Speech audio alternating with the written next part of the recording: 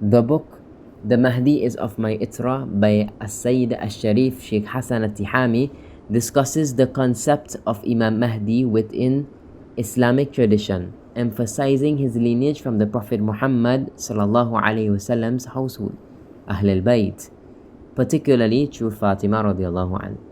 The book aims to correct misconceptions, promote unity amongst Muslims, and call for the re-establishment of a unified Islamic leadership under Imam Mahdi.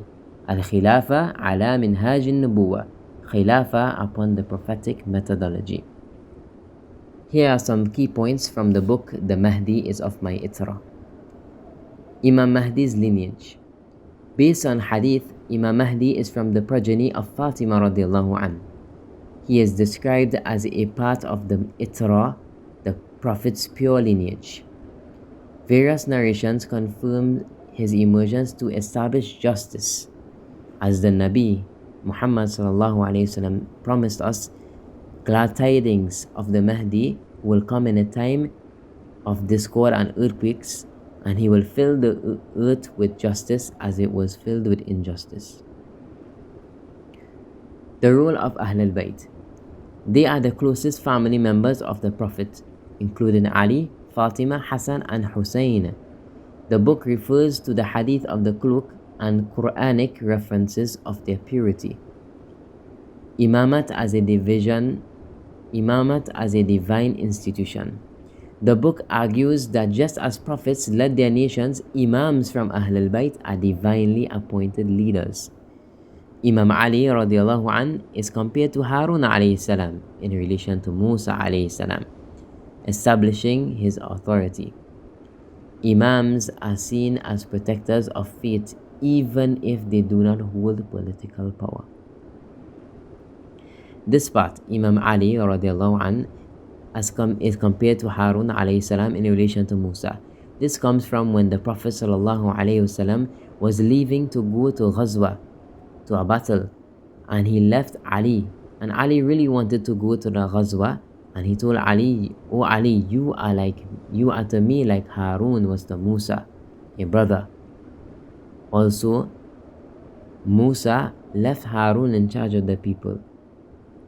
He was a representative, a brother and a representative of Musa alayhi salam. So Ali radiallahu anh was a representative of Muhammad sallallahu alaihi wasallam, an imam. Sectarian issues and unity. The author criticizes sectarian divisions and the historical sidelining of Ahl al-Bayt. He calls for Muslims to rally around the Quran and the Prophet's Itra to restore Islamic unity. Historical persecution of Ahl al-Bayt. The book details the suffering of imams from the Umayyad and Abbasid caliphates who were poisoned or martyred. It mentions how rulers enforced the cursing of Imam Ali radiallahu anh on pulpits until Umar bin Abdul Aziz rahmatullah alayhi stopped this practice. The role of Imam Mahdi. Imam Mahdi will appear when the world is filled with injustice and will restore fairness. Justice. He will restore justice.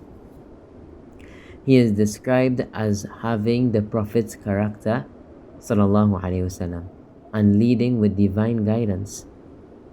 Cursing of Imam Ali radiallahu anh and historical distortions. The book discusses how the Umayyads institutionalized cursing Imam Ali radiallahu anh in sermons. Scholars' attempt to justify these actions are refuted. Conclusion.